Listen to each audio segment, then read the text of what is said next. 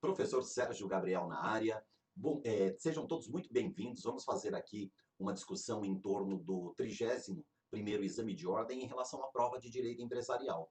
Então, é claro que eu diria assim, já explanando, falando para vocês, não tivemos surpresas não. E eu digo isso, primeiro, eu reputo essa prova como sendo uma prova justa. A exemplo do que eu já me referi ao exame 29 e o exame 30, ou seja, é um exame técnico de alto nível, não é fácil, não foi uma prova fácil, mas não tinha pegadinha, não tinha aquele grau de complexidade que pudesse induzir o examinando em erro. Então, foi uma prova justa, isso a gente deve reconhecer. Agora, quando eu digo assim para vocês, não teve novidade, não saiu do previsto, observe uma coisa. Até o exame 30, das 30 peças que caíram, 20 foram petições iniciais. Tivemos novamente uma petição inicial. Das 20 petições iniciais que caíram, 12 foram petições iniciais de procedimento especial. E nós tivemos aqui, então, uma ação de dissolução parcial de sociedade, uma petição inicial pelo procedimento especial. Então, veja que acabou seguindo a tendência da nossa banca.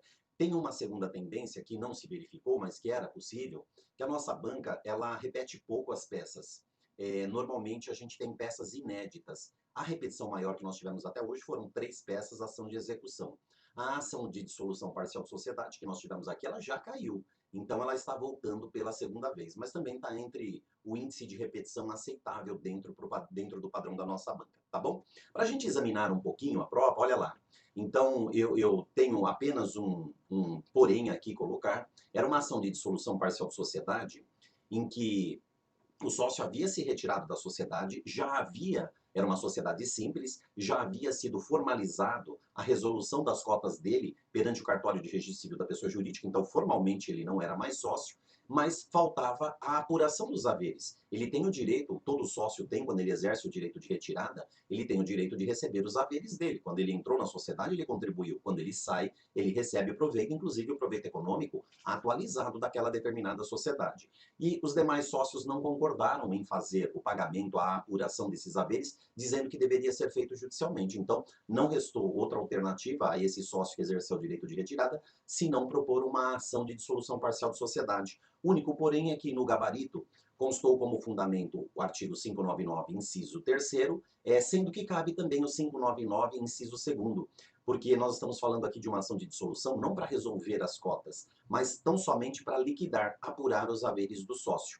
Em relação à questão de competência, foi dada, o problema falou exatamente qual era a competência, não havia dificuldade. Em relação às partes, a gente tinha como autor o sócio que exerceu o direito de retirada, e no polo passivo, nesse caso, o ideal era nós citarmos a sociedade, porque ele quer a apuração do haveres em relação à sociedade, e dos demais sócios, porque eles resistiram ao pagamento da liquidação da parte que cabia a ele. Em relação ao direito material, o espelho trouxe apenas o artigo 1031, que fala da possibilidade do direito de retirada, mas aí havia a possibilidade do 1011, 1021, 1029, outros fundamentos que talvez apareçam para a gente posteriormente no espelho de correção, tá? Em relação às questões, não vi nada mais complexo nas questões. Num primeiro momento, a gente faz uma análise precipitada, a gente até encontra algumas polêmicas, mas depois, analisando com mais calma, a gente percebe que não. Observem aqui a primeira questão. A primeira questão fala exatamente de uma questão envolvendo 4 sociedades que estavam se associando. E o grande problema dessa questão era você identificar que tipo de sociedade era essa.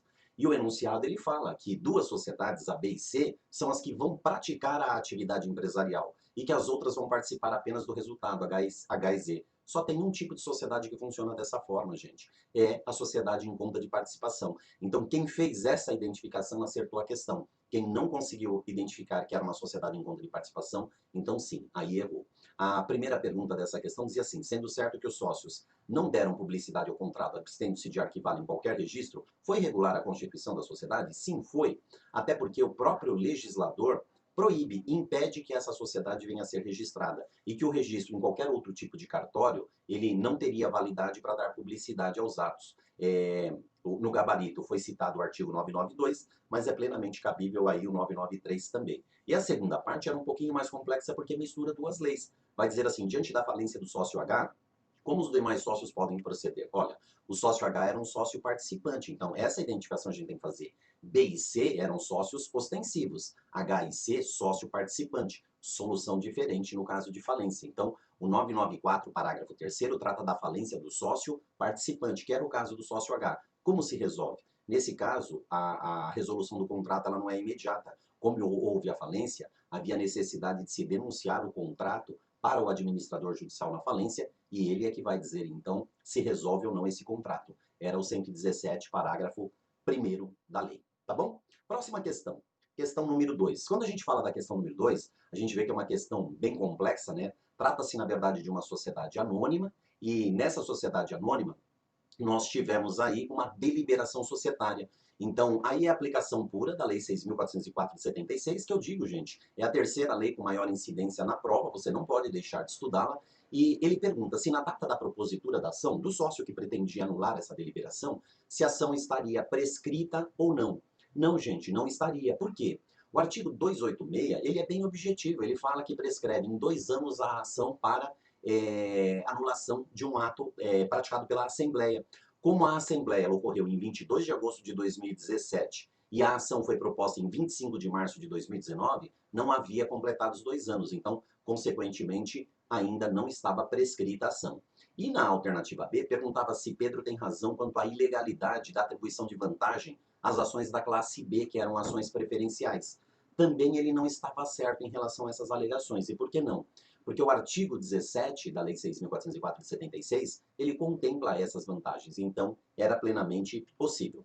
Questão número 3. A questão número 3 era uma questão que envolvia nota promissória, mais especificamente a LUG, que é o decreto 57.663 de 66, e é relativamente tranquilo, principalmente a primeira parte. Pergunta lá: quem são os obrigados cambiários na nota promissória descrita no enunciado? E pergunta se há solidariedade entre eles. Veja, gente, Miranda era o sacador da nota promissória, o devedor principal. Então, ela precisa ser cobrada. Quem mais? O Ladário, ele endossou essa nota promissória para uma outra pessoa. Quem endossa acaba tendo o efeito jurídico da coobrigação. Então, ele também pode ser cobrado. E tinha uma terceira pessoa, que era a Glória, que assinou como avalista, que também se torna obrigada. Então, os 3 podem ser cobrados e solidariamente. É o que prevê o artigo 47. Embora o artigo 47 trate da letra de câmbio, mas o artigo 77, que é o da nota promissória, remete às regras da letra de câmbio, tá bom? Então, os 3 responderiam solidariamente. Na parte B, que é um pouco mais complexa, pergunta assim: